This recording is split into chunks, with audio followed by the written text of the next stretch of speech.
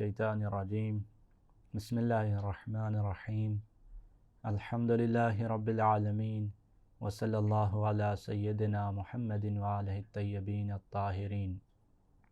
اللہم صلی علی محمد وآل محمد۔ آج کا درس مسافر کی نماز سے شروع کرنا ہے۔ تو سوال نمبر 532 میں پوچھ رہے ہیں کہ مسافر کون سی نماز قصر کر کے پڑھے گا؟ تو مسافر نے ظہر، عصر اور اسی طرح عشاء کی جو نماز ہے، یہ 3 نمازیں یہ اس نے قصر کر کے پڑھنا ہوتی ہیں۔ اور اس کے بعد جو ہے وہ سوال 533 ہو رہا ہے، تو اس میں کہہ رہے ہیں کہ مسافر کی نماز قصر پڑھنے کے لیے کتنی شرائط ہیں؟ یہ جو ظہر، عصر اور عشاء کی نماز مسافر نے قصر پڑھنی ہے، تو یہ کن شرائط کے ہوتے ہوئے اس نے ان کو قصر پڑھنا ہے؟ تو مسافر، اس کا جواب ہے کہ مسافر نے 8 شرائط کے ہوتے ہوئے نماز کو قصر بجا لانا ہوتا ہے۔ تو سب سے پہلی شرط یہ ہے کہ مسافر جو ہے وہ 8 فرسخ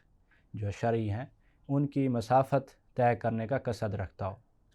تو جو شرعی 8 فرسخ ہیں ان کی مسافت کا طے کرنے کا قصد رکھتا ہو، تو ایک جو فرسخ ہے شرعی 8 میں سے، جو ایک مثلاً ایک کی کیا مقدار ہوتی ہے؟ تو ایک فرسخ تقریباً 5.5 کلومیٹر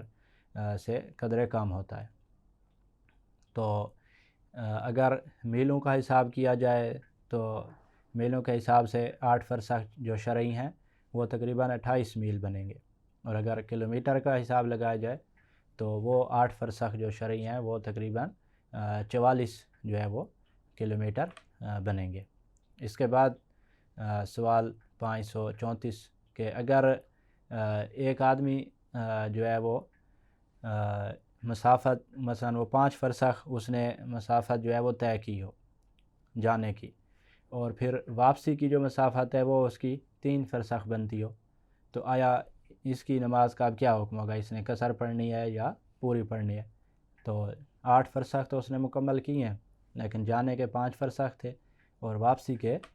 3 فرسخ تھے، تو اب اس نے جو ہے وہ کہہ رہے ہیں کہ کیا کرنا ہوگا؟ تو کہہ رہے ہیں کہ ایسا آدمی جو ہے وہ نماز قصر پڑھے گا، کیونکہ مسافت جو ہے وہ 8 فرسخ اس کی بن رہی ہے، جو شرط ہے ہماری کہ 8 فرسخ کی مسافت طے کر رہا ہے انسان، تو چاہے جانے اور واپس آنے کی مسافت کو ملا کر ہی 8 فرسخ بنے۔ 8 فرسخ جب بن گیا تو اب اس نے نماز جو ہے وہ قصر ہی پڑھنا ہوگی۔ اس کے بعد 535 سوال کہ اگر کوئی اس مسافت سے کم سفر کرے یا مسافت کے پورے ہونے میں اسے شک ہو تو اس کا کیا حکم ہوگا؟ تو کہہ رہے ہیں کہ اس صورت میں ایسا انسان جو ہے وہ اپنی نماز پوری پڑھے گا۔ اس کے بعد 36 نمبر سوال کہ مسافت کی ابتدا کہاں سے شروع ہوگی؟ تو مسافت کی ابتدا جو ہے وہ اس مقام سے شروع ہوگی کہ جس کے گزرنے کے بعد عرف عام لوگوں میں جو ہے وہ انسان مسافر شمار کیا جا رہا ہو، اور یہ غالباً جو ہے وہ کسی شہر کا آخر ہوتا ہے۔ تو شہر کا جو آخری جہاں پہ اس کے گھر مثلاً ختم ہو رہے ہیں، جہاں شہر ختم ہو رہا ہے، وہیں سے جو ہے انسان کو مسافر کہنا شروع کر دیا جاتا ہے۔ تو جیسے ہی انسان شہر کے آخر سے گزرے گا تو اب اس نے اپنی مسافت جو ہے اس کی جو مقدار ہے یہیں سے جو ہے وہ طے کرنا شروع کر دینی ہے، گننا شروع کر دینی ہے، شمار کرنا جو ہے وہ شروع کر دینا ہے۔ تو جب یہاں سے جس جگہ اس نے جانا ہے اگر 8 فرسخ بنتے ہیں چاہے آنے اور جانے کے ملا کر بھی، تو اس نے نماز جو ہے وہ قصر پڑھنی ہوگی۔ اس کے بعد 537 سوال کہ اگر ایک آدمی اختیاری حالت میں سفر نہ کر رہا ہو، تو اگرچہ اس نے 8 فرسخ کا سفر کیا ہے لیکن اختیاراً نہیں کیا، تو اب ایسے شخص کی نماز کا کیا حکم ہے؟ تو کہہ رہے ہیں کہ اس صورت میں وہ شخص اپنی نماز قصر ہی پڑھے گا۔ جیسے مثلاً کسی آدمی کو گاڑی میں باندھ کر سفر کروایا جا رہا ہے اور اسے علم بھی ہے کہ وہ مسافت تک جائے گا، 8 فرسخ اس نے کرنے ہیں چاہے مجبوراً نہیں کرنے پڑیں، تو جب اس کا یہ ارادہ ہو گیا ہے کہ 8 فرسخ میں کروں گا اگرچہ یہ مجبوری کی وجہ سے ہی کہ انہوں نے مجھے پکڑا ہوا ہے، تو اب اس نے جو ہے وہ نماز قصر ہی پڑھنا ہوگی، ظہر، عصر اور عشاء کی۔ اس کے بعد 538 سوال کہ اگر آدمی بے ہوش ہو جائے اور دوسرا کوئی شخص اس آدمی کو جو ہے وہ دوسرے شہر تک لے جائے، تو اب جب وہ دوسرے شہر پہنچا کہ جہاں تک مثلا مسافت جو ہے وہ شرعی مسافت بن رہی تھی کہ 8 فرسخ کا سفر وہ کر چکا تھا اس شہر تک، تو اب اس کی نماز کا کیا حکم ہے جب اس کو ہوش اس دوسرے شہر میں آ رہا ہے؟ تو کہہ رہے ہیں کہ اس صورت میں ایسے شخص کی نماز جو ہے وہ پوری ہوگی، کیونکہ اس کا جو ہے وہ اگرچہ 8 فرسخ جو ہے وہ اس نے طے کر لی ہیں، لیکن ارادہ نہیں تھا 8 فرسخ طے کرنے کا۔ تو یہ ضروری ہے کہ 8 فرسخ طے کرنے کا انسان ارادہ رکھتا ہو۔ اچھا، اس کے بعد دوسری شرط جو ہے نماز قاصر ہونے کی وہ یہ ہے کہ مسافت تک سفر کرنے کا قصد بھی باقی رہے۔ تو شروع سے انسان ارادہ رکھتا ہو 8 فرسخ طے کرنے کا، اور 8 فرسخ طے کرنے تک جو ہے وہ انسان کا ارادہ بھی باقی رہے، قصد بھی باقی رہے کہ میں نے 8 فرسخ کرنے ہیں۔ تو یہ شرط ہے دوسری۔ اس میں پھر 39 نمبر سوال 539 کہ اگر کوئی مسافت تک جانے سے پہلے اپنے سفر کا ارادہ ختم کر دیتا ہے یا متردد ہو جاتا ہے کہ 8 فرسخ والا سفر طے کروں یا واپس آ جاؤں گھر کی طرف، تو اب ایسے شخص کی نماز کا کیا حکم ہوگا؟ تو راستے میں وہ اس نے نماز پوری پڑھنی ہے یا قصر پڑھنی ہے؟ تو کہہ رہے ہیں کہ اگر ایسا آدمی مثلا 4 فرسخ سے پہلے اپنے سفر کا ارادہ ختم کر دیتا ہے یا متردد ہو جاتا ہے تو ایسے شخص نے نماز پوری پڑھنا ہوگی۔ تو 4 فرسخ اگر اس نے مکمل کر لیے تھے اور اس کے بعد اس نے جو ہے وہ آگے جانے کا ارادہ ختم کر لیا اور کہا کہ اب بس گھر کی طرف ہی واپس جاتا ہوں، یا 4 فرسخ مکمل کرنے کے بعد متردد ہو گیا، تو اب اس نے چونکہ 4 فرسخ جو ہیں وہ مکمل کر لی ہیں، تو جب یہ گھر کی طرف واپس آئے گا تو 4 اور کرے گا، تو 4 جانے کے اور 4 واپسی کے ہو جائیں گے، تو اس کے 8 فرسخ مکمل ہو جائیں گے۔ تو اس صورت میں تو اس نے نماز قاصری پڑھنی ہے۔ تو 4 فرسخ طے کرنے سے پہلے جب وہ متردد ہو جائے یا ارادہ ہی ختم کر لے سفر کا، تو اس صورت میں جو ہے وہ نماز پوری پڑھے گا۔ اس کے بعد 540 سوال کہ اگر ایک آدمی اپنے گھر سے ایک معین شہر کا قصد کر کے نکلا، لیکن راستے میں جو ہے وہ کسی دوسرے شہر کی طرف جانے کا اس کا ارادہ ہو گیا، تو اب اس شخص کی نماز کا کیا حکم ہے؟ تو کہہ رہے ہیں کہ اس صورت میں اگر دوسرے شہر تک شرعی مسافت بنتی ہے تو نماز یہ قاصر پڑھے گا۔ مثلا نجف سے کربلا کا ارادہ کرتا ہے کوئی شخص، لیکن راستے میں جو ہے وہ بغداد کی طرف چلا جاتا ہے، تو وہ اپنی نماز جو ہے وہ قاصری پڑھے گا، کیونکہ یہاں نجف سے بغداد کی بھی وہی مسافت ہوتی ہے شرعی، اور کربلا کی طرف جانے میں بھی شرعی مسافت انسان طے کرتا ہے۔ تو یہ شخص اگرچہ پہلے کربلا کا ارادہ تھا لیکن اب دوسرے ایسے شہر کی طرف ارادہ کر لیا ہے کہ جس کی طرف جانے میں انسان شرعی مسافت طے کر لے گا یہ شخص، تو اس کی نماز قاصر ہے۔ تیسری شرط ہے کہ انسان کو علم ہو کہ مسافت تک سفر جو ہے وہ جب سفر کر رہا ہوگا تو سفر کرنے کے دوران کوئی سفر کو کاٹنے والے مقامات نہیں آئیں گے، قواطع سفر نہیں آئیں گے۔ قواطع کا مطلب یعنی سفر کو ختم کر دینے والا مقام، تو کوئی ایسی جگہ نہیں آئے گی جو سفر کو ختم کر دے گی۔ تو ایسی شرط کا ایسے جو ہے وہ ایسے مقام کا علم ہونا چاہیے کہ ایسا کوئی مقام نہیں آئے گا کہ جو میرے سفر کو ختم کر دے گا، یہ تیسری شرط ہے۔ چوتھی شرط ہے کہ انسان کا سفر جو ہے وہ مباح ہونا چاہیے۔ تو 541 سوال میں کہہ رہے ہیں کہ اگر مسافر کا سفر کرنا حرام ہو تو اس کی نماز کا کیا حکم ہے؟ تو کہہ رہے ہیں کہ اگر اس کا سفر حرام ہو تو وہ نماز پوری پڑھے گا، چاہے خود سفر کرنا اس شخص پر حرام ہو، جیسے بیوی کا جو ہے وہ شوہر کی اجازت کے بغیر سفر کرنا حرام ہے، تو یہ خود سفر ہی حرام ہے، چاہے خود سفر کرنا حرام ہو یا سفر کی غرض اور غایت جو ہے وہ حرام ہو، جیسے مثلا کسی کو قتل کرنے کے ارادہ سے کوئی انسان سفر کر رہا ہے، چوری کے ارادہ سے، ڈاکہ ڈالنے کے ارادہ سے کوئی شخص مثلا سفر کر رہا ہے، تو یا کسی ظالم کی جو ہے وہ ظلم میں اس کی مدد کرنے کے لیے سفر کر رہا ہے، یا علیاذ باللہ زنا کرنے کے لیے جو ہے وہ سفر کر رہا ہے، تو اس صورت میں اس کی نماز جو ہے وہ پوری ہوگی، نماز قاصر نہیں ہوگی، کیونکہ اس کا جو سفر ہے اس کی غرض و غایہ جو ہے وہ حرام ہے۔ تو چاہے خود سفر حرام ہو یا غرض و غایت حرام ہو، دونوں صورتوں میں نماز پوری پڑھے گا انسان۔ پانچویں شرط یہ ہے کہ مسافر جو ہے وہ قصیر السفر نہ ہو۔ تو 542 نمبر سوال میں کہہ رہے ہیں کہ انسان کثیر السفر کب بنتا ہے؟ تو 3 قسم کے لوگ جو ہیں ان کا سفر کرنا جو ہے وہ کثیر السفر کہلاتا ہے۔ پہلا کہ جس کا پیشہ ہی سفر کرنا ہو، جیسے ڈرائیور وغیرہ ہے، کشتی بان، پائلٹ اور ان کے جو مددگار ہیں کنڈکٹر وغیرہ، تو یہ جو ہیں ان کا سفر ہی جو ہے وہ ان کا وہ پیشہ شمار کیا جاتا ہے، تو ان کا پیشہ ہی سفر کرنا ہوتا ہے۔ تو ایسے افراد جو پہلی قسم ہو گئی کہ جو کثیر السفر کہلاتے ہیں، ان کو کثیر السفر کہا جاتا ہے۔ دوسرے افراد جن کو کثیر السفر کہتے ہیں وہ ہیں کہ جن کا سفر کرنا ان کے پیشے کا مقدمہ ہو، جیسے مثلا کوئی ایک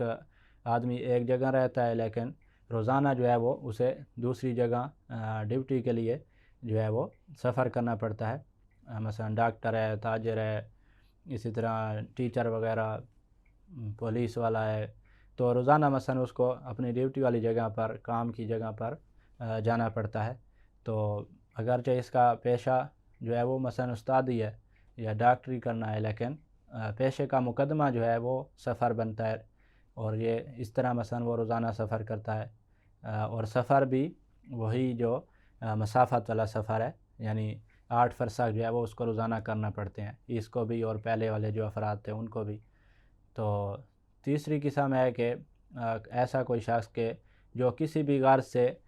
بار بار سفر کرتا ہو شرعی مسافت والا، مثلا روزانہ جو ہے وہ سیر کے لیے 8 فرسخ کرتا ہے، یا علاج کے لیے 8 فرسخ کرتا ہے، یا زیارات مقدسہ کے لیے جو ہے وہ روزانہ جاتا ہے، مثلا نجف سے کربلا جاتا ہے، 8 فرسخ جو ہے وہ کرتا ہے روزانہ۔ تو یہ 3 قسم کے جو لوگ ہیں، جب بھی ان کو کثیر السفر کا عنوان ان پر صادق آئے گا، جب بھی ان کو کثیر السفر کہا جائے گا تو ان کی نماز جو ہے وہ سفر میں پوری ہوگی۔ تو پھر جہاں بھی سفر کریں گے جیسا بھی،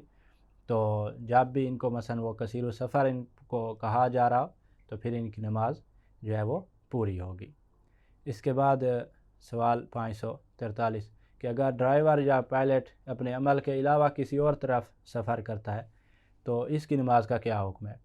تو ڈرائیور جو ہے وہ اپنے ڈرائیوری والا جو سفر ہے وہ نہیں کر رہا، مثلا ڈرائیور وہ مثلا پاکستان کے کسی ایک شہر سے دوسرے شہر کے لیے وہ جاتا ہے، ہر وقت ڈرائیوری روزانہ یا ہر دوسرے دن اسے سفر کرنا ہوتا ہے، اور اب وہ زیارات کے لیے مثلا آ رہا ہے، تو اب ایسے شخص کی نماز کا کیا حکم ہوگا جو زیارات والا سفر کر رہا ہے؟ تو کہہ رہے ہیں کہ اگر وہ اپنے عمل سے الگ کوئی سفر کرتا ہے، جیسے مثلا حج پہ جا رہا ہے یا زیارات کا سفر کر رہا ہے، تو اس کی نماز جو ہے وہ تمام ہوگی، مگر یہ کہ اس پر اگر کثیر السفر ہونا صادق نہ آئے تو اس صورت میں پھر اس کی نماز قاصر ہوگی۔ تو اگر اس کو فقط ڈرائیور ہی کہا جا رہا ہے لیکن کثیر السفر نہیں کہتے، تو اس صورت میں جو ہے وہ اس نے یہ زیارات والا سفر جو کر رہا ہے اس میں نماز قاصر پڑھنا ہوگی، لیکن کثیر السفر کا عنوان اس پر صادق آ گیا ہے تو اب جو بھی سفر کرے گا اس کی نماز جو ہے وہ پوری ہی ہوگی۔